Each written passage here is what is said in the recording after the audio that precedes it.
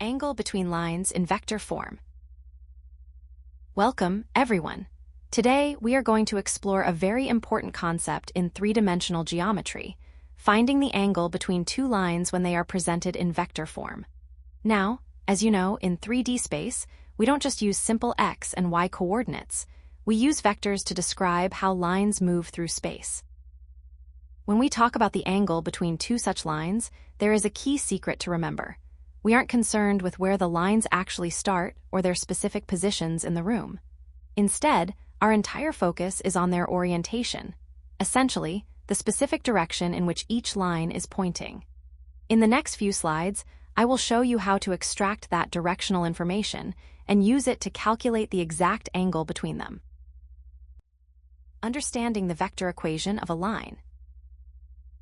To define a line in 3 dimensions, you need 2 key pieces of information. First, a specific point that the line passes through, and second, a direction vector that tells us which way the line is pointing. We represent this using the general vector equation of a line, which is r equals a plus lambda b. Let me break down what each of these symbols represents. The r is the position vector of any general, arbitrary point that lies on our line. The e is a fixed, known position vector representing a specific point we already know is on the line. The b is the most important part for our topic.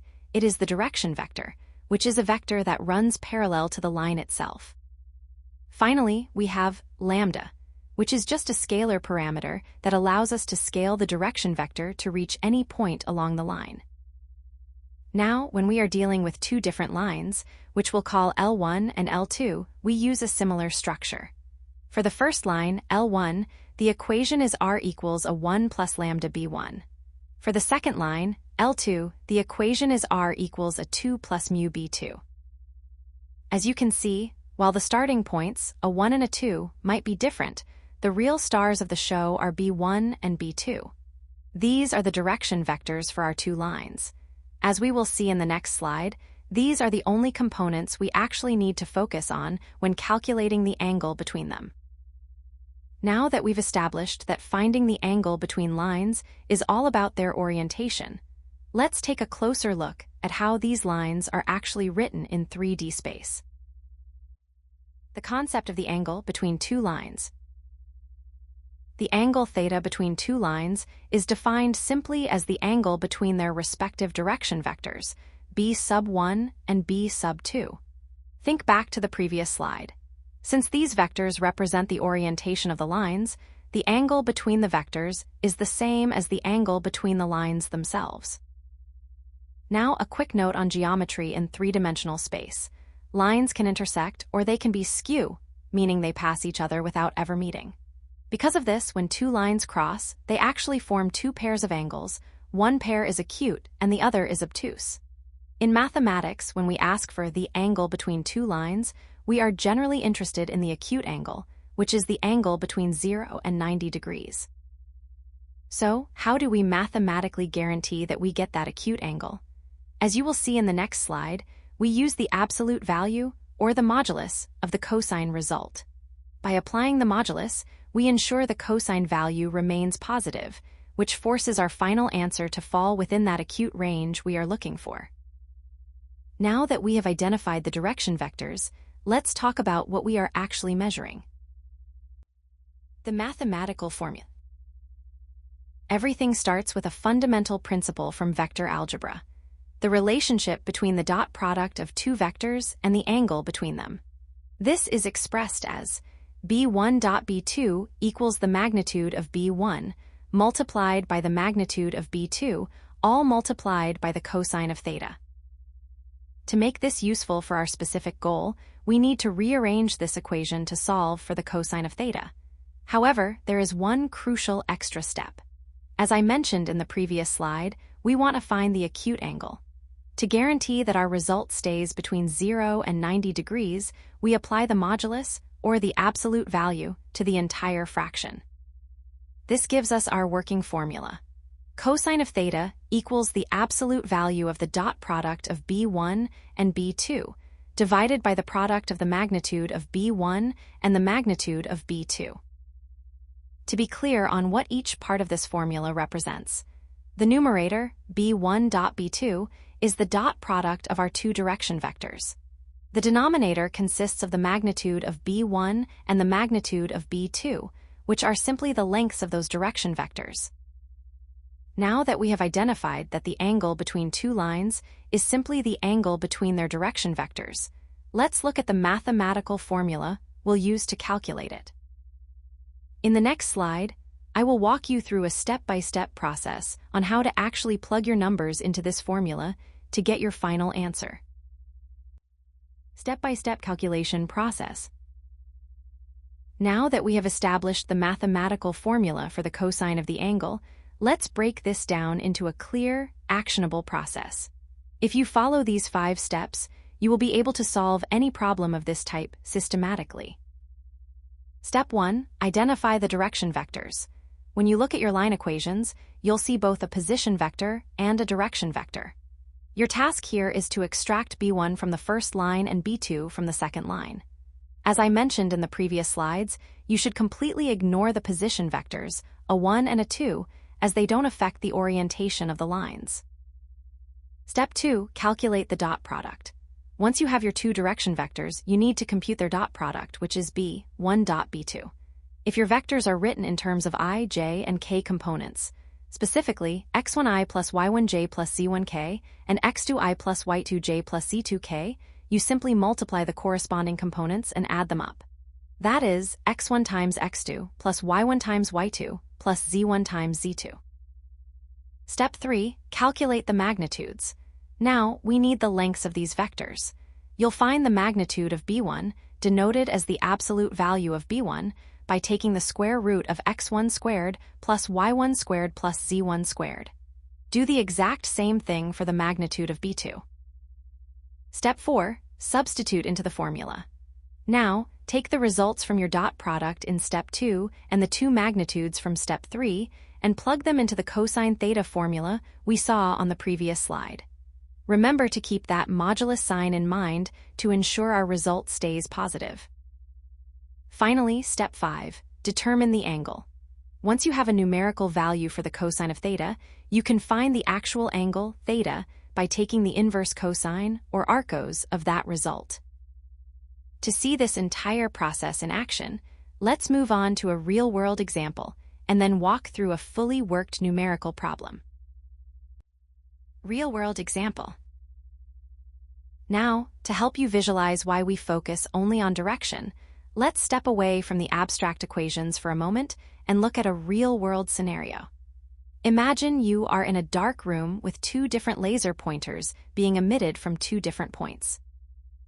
In this scenario, the specific spot where each laser is mounted or held represents our position vector, which we've labeled as A. The path that the light travels, moving straight out from the source, represents our direction vector, which we've labeled as B.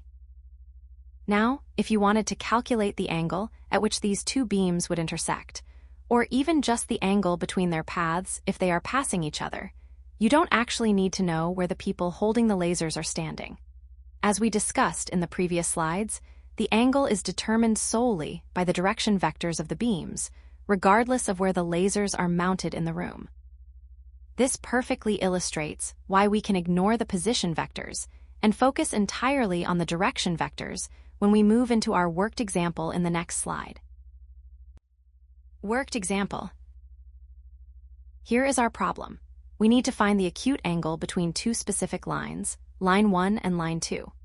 Looking at the equation for line 1, we see the position vector is 2i plus 3j plus 4k, and it is being multiplied by the parameter lambda, with the direction vector being I plus 2j plus 2k for line 2. The position vector is 5i minus j plus 2k, with the parameter mu, and the direction vector is 3i plus 0j plus k. Step 1, we must identify the direction vectors. As I mentioned earlier, we can ignore the position vectors, which are the parts containing the initial points. So, our first direction vector, b sub 1, is simply I plus 2j plus 2k. Our second direction vector, b sub 2, is 3i plus 0j plus k.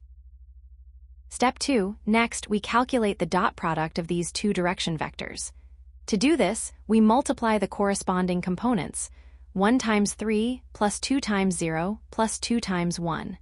This gives us 3 plus 0 plus 2, which results in a dot product of 5. Step 3. Now we need to find the magnitudes or the lengths of each vector. For the magnitude of b sub 1, we take the square root of 1 squared plus 2 squared plus 2 squared.